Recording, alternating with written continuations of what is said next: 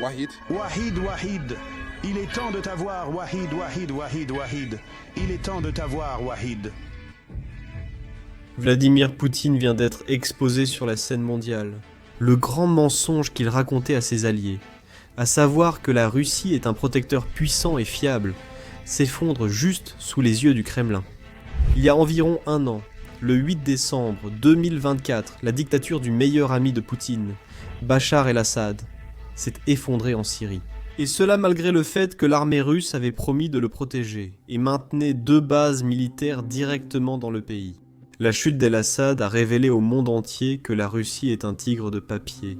Son armée est embourbée en Ukraine et ne peut projeter efficacement sa puissance au-delà de ses frontières. Nous connaissons désormais la vérité sur ce jour-là grâce au nouveau président syrien, qui a révélé que Poutine bluffait et s'agitait pour sauver el-Assad.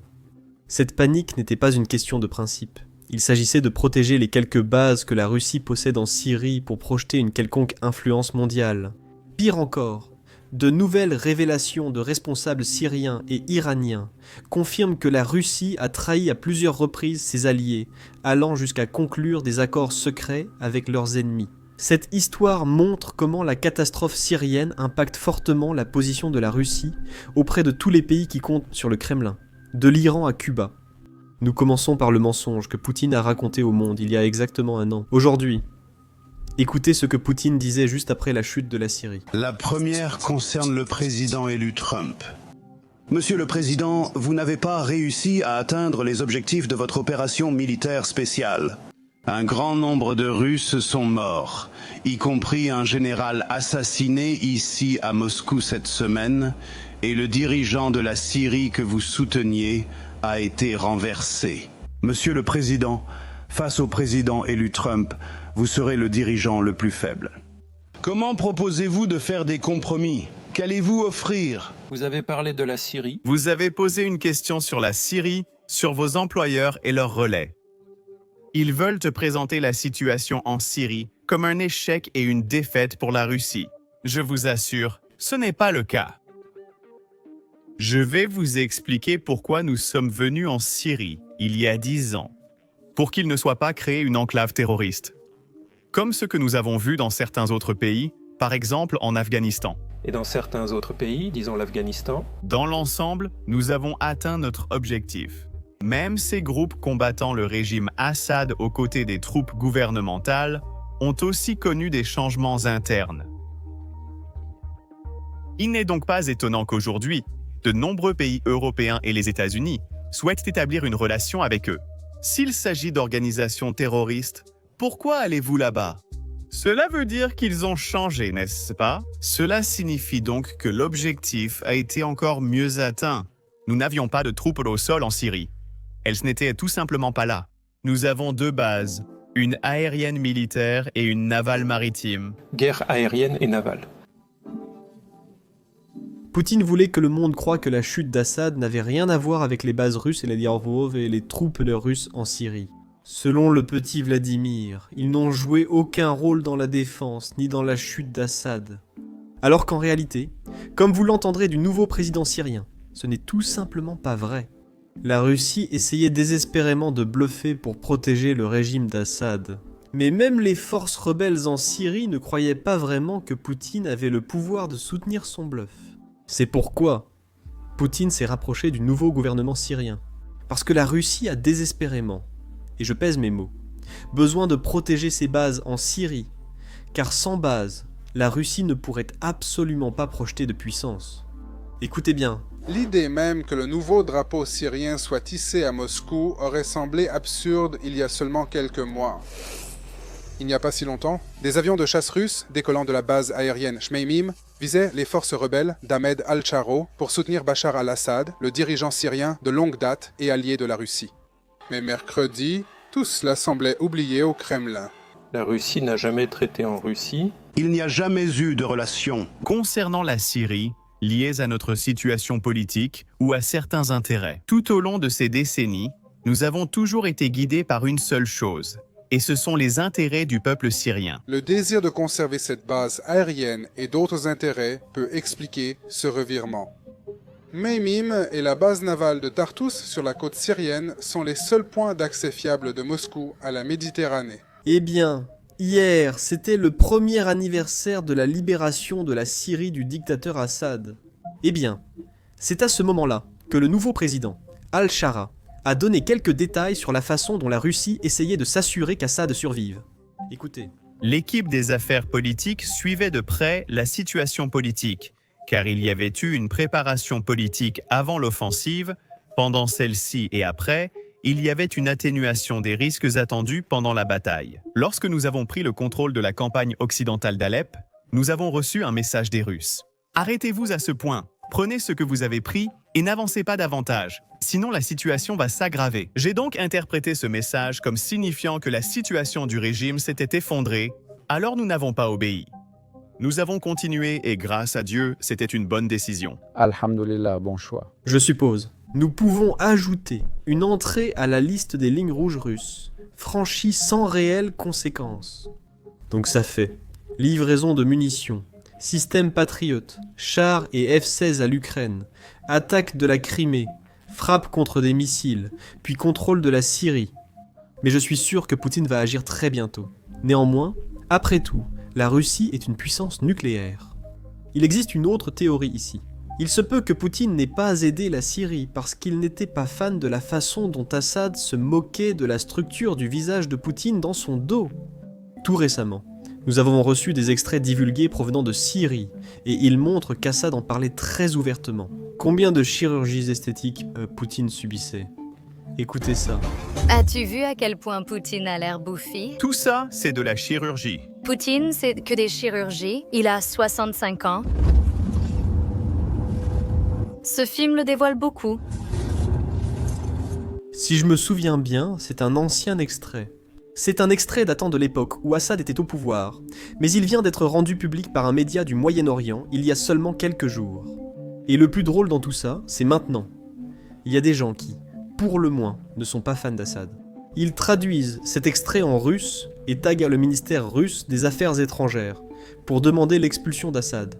Parce qu'il manque de respect au cher leader, Vladimir Poutine. C'est mesquin, mais je comprends tout à fait. Parce que, pour beaucoup de Syriens, les conditions de vie sous Assad étaient absolument horribles. Surtout pendant la guerre civile, lorsque l'armée d'Assad attaquait ses propres citoyens et les gazait en utilisant des armes chimiques contre sa propre population. Ici, nous avons un extrait célèbre d'un enfant qui a été interviewé juste après que sa mère ait été blessée lors d'une frappe aérienne syrienne. Écoutez bien. C'est qui est cet homme? Pourquoi tu es assis ici? Bachar el-Assad nous a tués, il nous a volés. Qu'est-ce qu'on lui a fait? On s'assoit ici? Qu'a-t-on fait? On remplit de l'eau ici. Qu'est-ce qu'on lui a fait? On n'a rien fait de mal. Qu'est-ce qu'on lui a fait? On boit ici. C'est un idiot, il l'est. Pourquoi tu pleures? Parce qu'il nous a volés, il a détruit nos maisons, on n'a plus rien. Je le jure devant Dieu. Moi, je rêve d'une vie paisible. C'est simple. Il a détruit vos maisons. Nous n'avons rien. Nous buvons de l'eau, attendons 2 personnes et veillons la nuit avec elles. Cela montre pourquoi tant de Syriens ont célébré lorsque Assad a été renversé. Cela nous mène à l'une des principales critiques du nouveau gouvernement syrien. Leur chef, Abu Mohamed al-Zoulani. Il était autrefois un membre haut placé d'Al-Qaïda et a effectivement combattu contre les forces américaines en Irak. Ensuite, il a été arrêté par les forces américaines et emprisonné environ 5 ans. Et après cela, il est allé en Syrie pour fonder ce groupe appelé Hayat Tahrir al-Sham afin de combattre l'armée syrienne. Maintenant, beaucoup de gens se posaient la question légitime de savoir si nous devrions vraiment soutenir cet homme et lever les sanctions contre son gouvernement, qui dirige actuellement la Syrie, et l'inviter au bureau ovale. Et ma réflexion sur tout cela, c'est essentiellement qu'il semble effectivement être une personne changée. Il n'est plus comme l'ancien membre d'Al-Qaïda, du moins selon ses propos publics. Je comprends aussi qu'il pourrait mentir, comme d'autres dirigeants l'ont déjà fait envers leur peuple et le monde. Mais je pense avoir une bonne analogie pour expliquer toute cette situation. Ce n'est peut-être pas la meilleure, alors vous pouvez me corriger dans les commentaires. Mais en gros, c'est comme un cancer qui disparaît ou qui est en rémission, et cela ne veut pas dire que le cancer ne peut pas revenir. Pour l'instant, le cancer a disparu, ce qui est positif. Et c'est bien le cas en Syrie actuellement. Il semble être un homme changé. Et en plus de cela, il semble faire beaucoup de bonnes choses dans le pays. Par rapport à l'ancien dictateur, l'économie et la Syrie progressent dans la bonne direction. D'après tout ce que nous avons observé depuis le ciel cette année. Le plus simple pour l'illustrer est d'écouter un discours du même garçon mentionné. C'était l'enfant qui se plaignait sous l'armée de Bachar al-Assad. Il est maintenant de retour en Syrie et célèbre ce que le pays a vécu l'an dernier. Regardez. J'étais un enfant. Je ne connaissais pas l'école, mais je connaissais le bruit des avions, les cachettes et les yeux de ma famille tremblant de peur. Les yeux de mon père remplis de peur pour nous. J'ai appris à protéger mes frères et sœurs, mais je n'ai pas appris à écrire mon propre nom. Continue comme ça, mec. Et une nuit, j'ai vu des bombes lacrymogènes quand j'avais 7 ans et les restes des enfants de mon quartier et de mes amis. Et une nuit, je me suis réveillé au son des balles traversant la maison et la voix de ma mère dehors disant « Ne sors pas, mon fils, ne sors pas » et j'aurais aimé ne pas être sorti. Je l'ai vue allongée par terre, blessée et couverte de sang, et je n'arrêtais pas de me demander « Pourquoi fait-il ça ?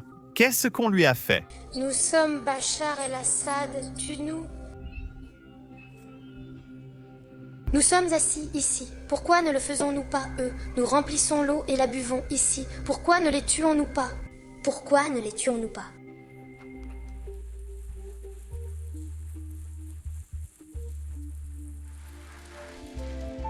Je suis désolé, mais ceci est... Je suis désolé, je m'excuse.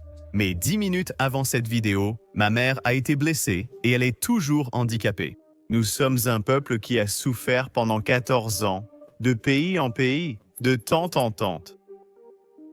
Mais grâce à Dieu, les larmes étaient de tristesse et de peur, et aujourd'hui, ce sont des larmes de joie. Nous avons souffert pendant 14 ans, et il ne nous reste plus d'avenir.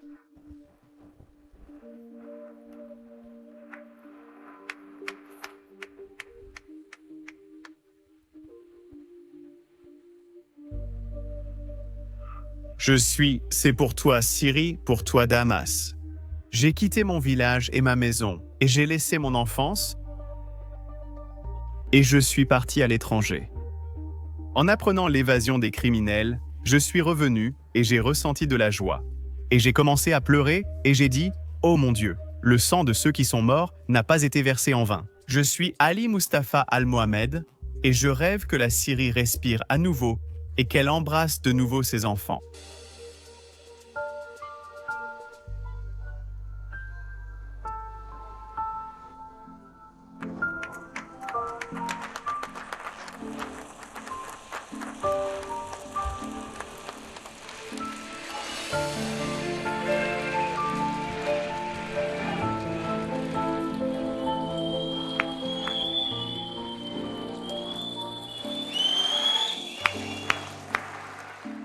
Je suis certain que l'an dernier aussi, il y a eu des insuffisances en Syrie. Mais dans l'ensemble, il semble vraiment que le pays soit sur une trajectoire bien meilleure qu'avant, comparé à Assad. Maintenant, espérons simplement que cela continue pour la paix dans le monde et, bien sûr, pour le peuple syrien. Maintenant, Vladimir Poutine, évidemment, n'est pas satisfait de tout cela. Parce qu'il n'y a pas que les alliés russes qui regardent la Syrie et se disent « Eh, peut-être que la Russie n'est pas un partenaire digne de confiance ». Ce sont aussi des personnes qui ne sont pas fans de Poutine ou de la Russie, qui montrent encore maintenant la Syrie du doigt, en disant que si tout le monde sortait simplement de la sphère d'influence russe, leur vie serait bien meilleure.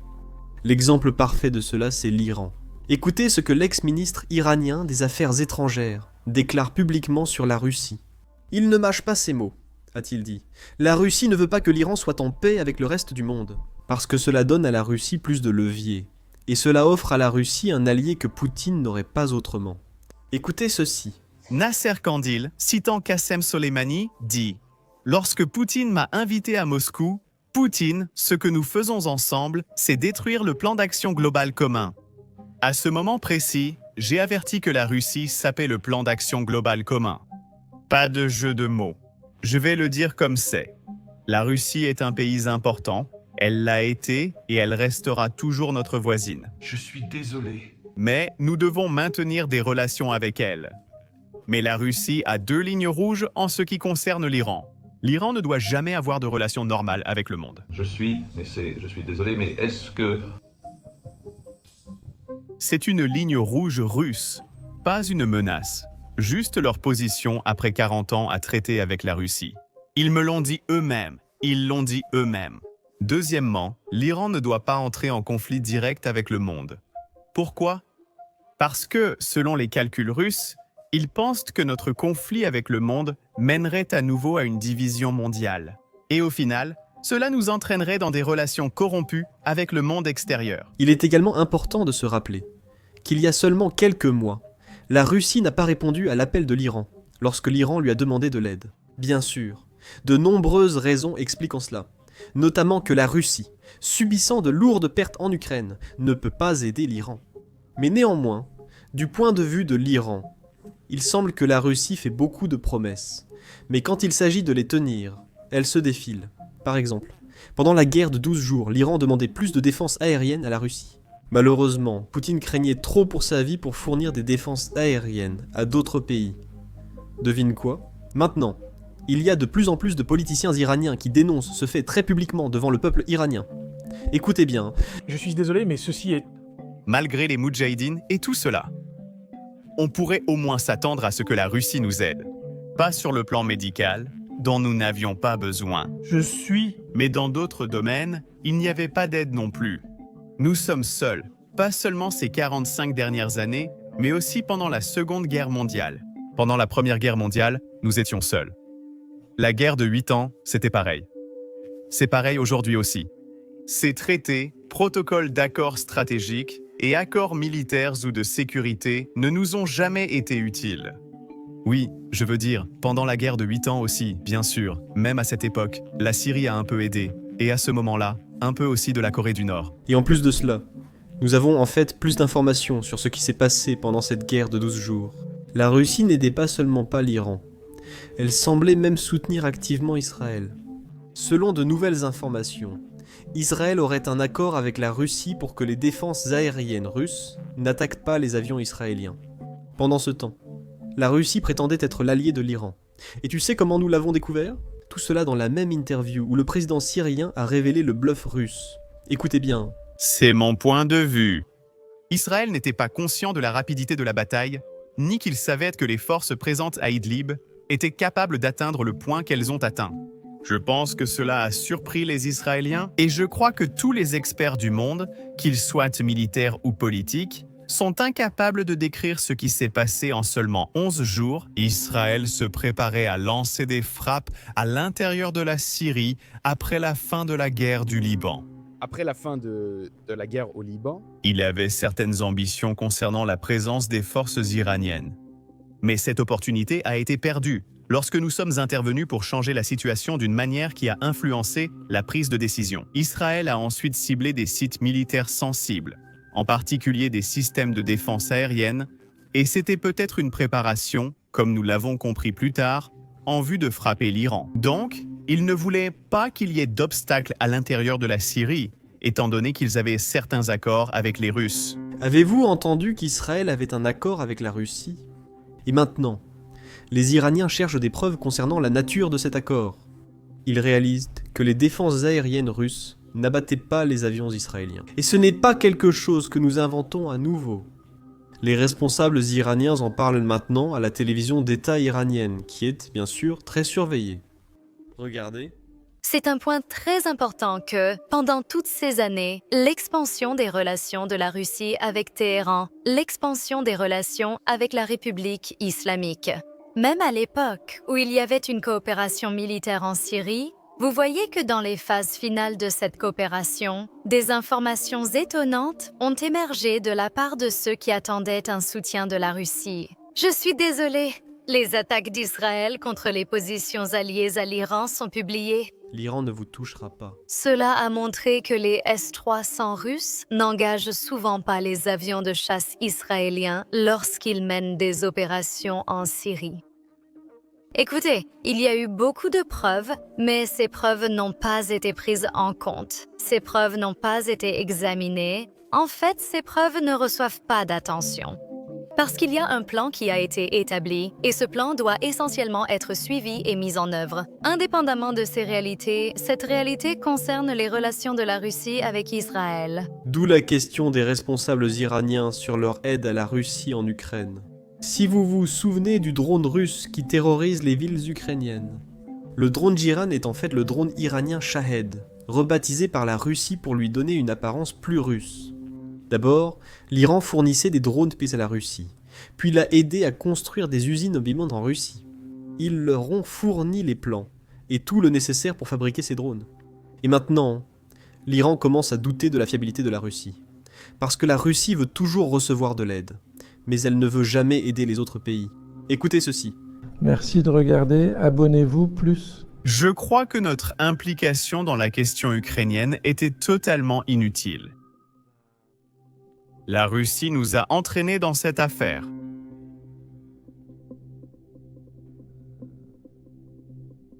Et bien, d'un autre côté, ils ne nous ont pas vraiment dédommagés pour cela. Même pas en Syrie. Nous avons vu en Syrie qu'ils se sont largement coordonnés avec Israël et la Turquie. Accroche-toi à ça. Et aussi pendant la guerre de 12 jours. Vas-y, Paul. Nous avons vu qu'à part un soutien verbal, ils n'ont apporté aucune aide significative. L'Iran a-t-il seulement demandé de l'aide? À ma connaissance, l'Iran n'a pas fait de demande officielle, mais la Russie aurait pu montrer un certain soutien. Par exemple, face aux menaces en général, nous ne pouvons pas compter sur la Russie. Ce partenaire est peu fiable. Nous devons travailler seuls. Et même pendant la période où nous travaillions ensemble en Syrie, on pouvait voir qu'Israël attaquait librement nos bases militaires et la Russie ne faisait rien. Tu fais tout encore mieux. C'était un accro en fait. Je vais leur montrer la vidéo. En fait, Israël prévenait même la Russie qu'il prévoyait d'attaquer la Russie. Ils ne nous ont ni informés ni soutenus. Revenez vers moi une minute. Je suppose. L'Iran rejoint la longue liste des alliés trahis par la Russie. Cela concerne l'Arménie, la Libye, la Yougoslavie, l'Irak, Assad et aujourd'hui l'Iran. Je suis certain que la liste s'allongera. La leçon est simple. Si vous comptez sur Poutine, vous devriez commencer à compter vos jours. Et voilà, c'est tout ce que nous avons pour vous. Si vous n'êtes pas abonné, abonnez-vous ci-dessous. Nous visons 2 millions d'abonnés d'ici la fin de l'année. Il nous en manque environ 4000. Au cours des derniers mois, la machine de propagande russe nous a harcelés en ligne.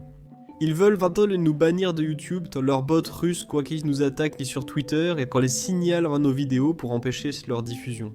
Mais nous n'abandonnerons pas, car nous croyons vraiment au pouvoir du journalisme indépendant. On sait tous pourquoi ils veulent nous arrêter. C'est parce qu'ils ont peur que nous vous apportions la vérité sur ce qui se passe en Ukraine. Ils craignent que nous dévoilions leurs mensonges. Aujourd'hui, nous voulons les inquiéter davantage. Récemment, nous avons lancé notre nouvelle plateforme, Basics Insider. Sur cette plateforme, nous partageons des vidéos exclusives et des conversations avec des experts du secteur, comme des généraux américains, des Navy Seals et des auteurs à succès. Nous analysons aussi les dernières actualités du front Russie-Ukraine et du monde entier.